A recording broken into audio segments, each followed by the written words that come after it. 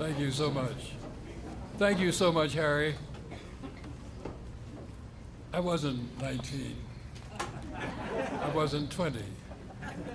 I was a bit older than that. I met Harry when I ran for the Georgia legislature many, many years ago. I'd never run for public office before. I didn't know how you did that, how you shook people's hands or so on. You did. And I arranged for Harry to meet me at a public housing building in Atlanta. And I got there and there's nobody there but me and the other people from SNCC. But I had a megaphone and I yelled, "Harry Belafonte is here!" And thousands of people poured out of nowhere.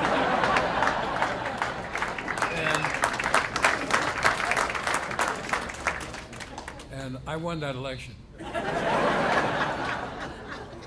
So thank you, friend. We've been friends for years and years and years, more years than either of us cares to know. He's a great American. There's no one who's given as much to the movement for civil rights as Harry Belafonte, and thank you so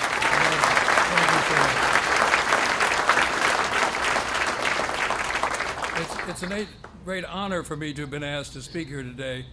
I want to honor all of the graduates as you have honored me by this invitation. I've told many people I'm coming here today. Reaction universally was a surprise. Not that I would do it, but that you would do it. That you would be receiving college degrees, and there was a program that would offer you the opportunity to prove you could do it. And prove it you did. Congratulations to all of you.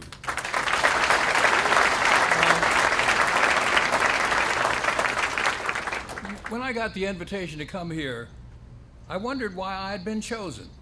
I realized it's probably because the authorities here knew of my close association with the major figure of the civil rights movement, Dr. Martin Luther King. I knew they knew I was a student of Dr. King's, one of the few people in the world who could make such a claim. Dr. King only taught one time, only taught one class. There were only 8 people in the class, and I'm one of the 8. So if you hear somebody say he or she was a student of Dr. King's and they weren't in that class, they're telling a lie. I wish I could tell you some stories from that class, but sadly I can't. I can tell you about one time.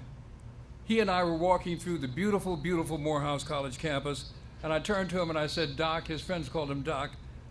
I said, "How are you doing?" And he said, "Julian, I'm not doing well."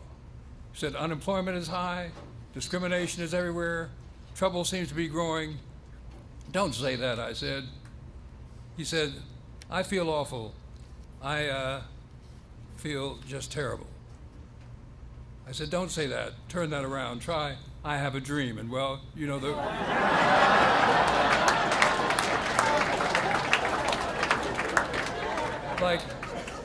like many, many others, I'm the grandson of a slave.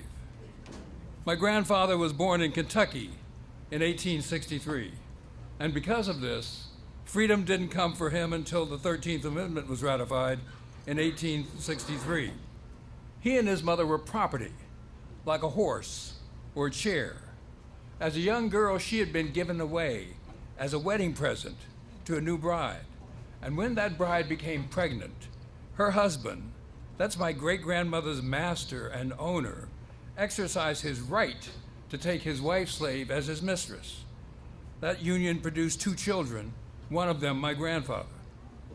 Your presence here today attests to your craving for education. The same was true of my grandfather. At age 15, barely able to read or write, he hitched his tuition, a steer, to a rope, and walked 100 miles across Kentucky to Berea College, and the college took him in. When he graduated from Berea College 13 years later, the college asked him to deliver the commencement address. He said then, "The pessimist from his corner looks out on the world of wickedness and sin, and blinded by all that is good or hopeful in the condition and the progress of the human race, bewails the present state of affairs and predicts woeful things for the future. In every cloud he beholds a destructive storm, in every flash of lightning an omen of evil, and in every shadow that falls across his path a lurking foe. He forgets that the clouds also bring life and hope, that the lightning purifies the atmosphere, that the shadow and darkness prepare for sunshine and growth, and that hardships and adversity nerve the race as the individual for greater efforts and grander victories. You have surely known hardships and adversities, or you wouldn't be here.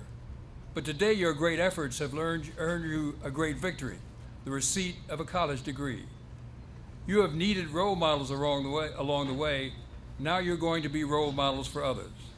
Whatever brought you to this place, hard work and discipline brought you to this day, and your lives will be different from this day forward. You're getting something that no one can take away from you, not only a degree, but the respect that goes with it, not just from others, but self-respect. As the writer Joan Didion put it in a famous essay years ago, people with self-respect exhibit a certain toughness, a kind of moral nerve. They display what was once called character, the willingness to accept responsibility for one's own life, the source from which self-respect springs.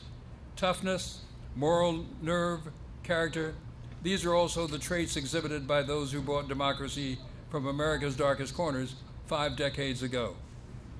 When the Supreme Court outlawed racial segregation in 1954, in a case called Brown versus Board of Education, a vast army of nonviolent protesters rose up to challenge segregation's morality as well. The federal government helped only reluctantly, and only then when white property and people seemed at risk. State and local governments worked in active concert with white terrorists, and the civil rights movement had few allies. But from the first, it was a people's movement. The cumulative acts of their passive resistance led to 3 great civil rights milestones of the 1960s. The 1963 March on Washington, the Civil Rights Act of 1964, and the Voting Rights Act of 1965.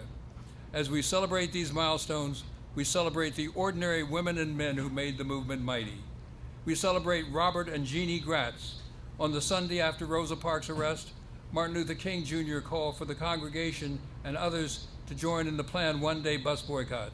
Other black ministers across the city did the same, as did one white minister, Robert Gratz, who pastored a black Lutheran church. Weeks after the 381-day boycott came to a successful end, the Gratz's home was virtually destroyed by a bomb, while their family, including their 4-day-old baby, slept. We celebrate Dorothy Counts. She was 15 years old when in September 1957, she enrolled in an all-white high school in Charlotte, North Carolina. As Dorothy walked to school, the wife of the leader of the White Citizens Council urged the boys to keep her out and the girls to spit on her. She kept on walking. Many people threw rocks at her. Many did spit on her. So many that her mother said when Dorothy got home, her dress was so wet with spit, she could wring it out. We celebrate Hartman Turnbow, a black farmer in Mississippi, the most brutal state in the old Confederacy. I remember him, dressed like the farmer he was, in coveralls, boots, and an old hat. Mr. Turnbow carried a briefcase. When he opened the briefcase, there was nothing in it but an automatic. In April of 1963, Mr. Turnbow went to a group of other black farmers in Holmes County, Mississippi, to try to register and vote.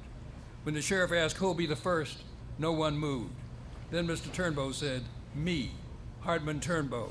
I came here to die for vote. I'll be the first." 4 days later, the Klan firebombed his home and fired multiple shots into the living room. Mr. Turnbow fired back. Then the sheriff charged him with arson, accusing him of setting fire to his own uninsured home. We celebrate Fannie Lou Hamer. If Mississippi was the most repressive state, Ms. Hamer was its most heroic freedom fighter.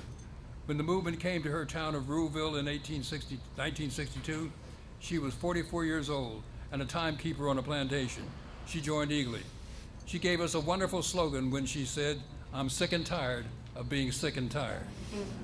The movement succeeded in spite of the cowards planting bombs in the night, in spite of shots fired in the darkness, in spite of lynch mobs and hooded thugs, in spite, as Dr. King said, of the brutality of a dying order streaking across the land. Historian Howard Zinn wrote that the civil rights movement proved that even if people lacked the customary attributes of power, money, political authority, physical force, as did the black people of the Deep South, there is a power that can be created out of spent-up indignation, courage, and the inspiration of a common cause, and that if enough people put their minds and bodies to that cause, they can win. It is a phenomenon recorded again and again in the history of popular movements against all the injustice all over the world. Not to believe in the possibility of dramatic change is to forget that things have changed. Not enough, of course, but enough to show that's what's possible. We've been surprised before in history. We can be surprised again. Indeed, we can do the surprising. Individually, you have already done the surprising. You've earned your way into this program, and now you've earned your degree. You're living proof of the possibility of dramatic change.